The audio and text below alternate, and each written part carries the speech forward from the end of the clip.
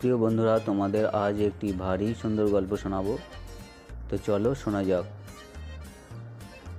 একদিন নন্দলাল এক ডাক্তার বন্ধুর সঙ্গে দেখা করতে তার বাড়িতে গেল। একটু পর হঠাৎ করেই বৃষ্টি শুরু হলো। বৃষ্টি দেখে ডাক্তার বললেন, নন্দলাল, তোমার তো আজ ছাতা নেই, আর বাইরেও খুব জোরে বৃষ্টি হচ্ছে। তুমি বরং আজকের রাতটা আমাদের বাসায় থেকে যাও। নন্দলাল তো এক কথায় রাজি হয়ে গেল। ভেতর থেকে ডাক্তার রাতের খাবারের জন্য নন্দলালকে ডাকতে এসে দেখলেন সে তো নেই। একটু পর নন্দলাল গায়ের কাপড় ভেজা অবস্থায় হাতে একটা রাতের পোশাক নিয়ে ডাক্তারের সামনে হাজির হলো। তখন ডাক্তার নন্দলালকে দেখে রেগে বললেন, আমাকে না জানিয়ে এতক্ষণ কোথায় গিয়েছিলে? আমি তো মহা চিন্তায় পড়ে গিয়েছিলাম। নন্দলাল বলল,